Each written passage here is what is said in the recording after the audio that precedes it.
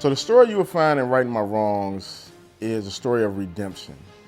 It is the story of my journey from growing up in the streets of Detroit during the height of the crack era, being a victim of gun violence, and eventually becoming a perpetrator of gun violence. It is in this book that you will find what it's like for a teenager to enter the prison system in this very volatile environment and find a glimmer of hope.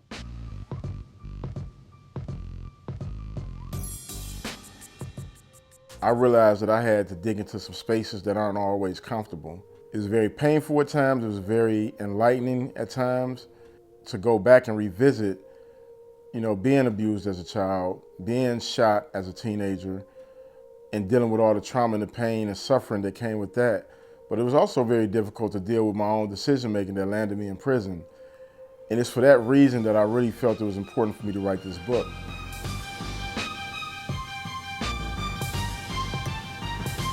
I really want us to take the time out to actually listen to our young people and understand what they're going through, but also for us to really understand the inner workings of a prison system that is clearly broken and that's leading to so many men and women going back to prison.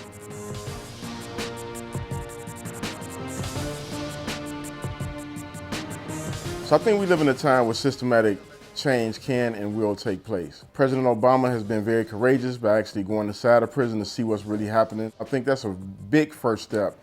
And there's a couple of bills that are in place to reduce sentencing and things like that. I just think there's many ways that we can think about how to reduce the prison system. It's been done before with the juvenile system. So that's what I really would love to see is for us to actually think very strategically and very smart about how to reduce the prison population by 50% over the next 10 years. There are so many young men and women who are on the cusp of taking the path that I took. I personally believe that hurt people hurt people. I believe that young men and women in our communities throughout the nation are hurting, and that we've just kind of turned a deaf ear to their pain. And if I can do anything through words and through literature and by sharing my story to inspire them to take a different path, I feel like it's my responsibility and it's my duty to do that.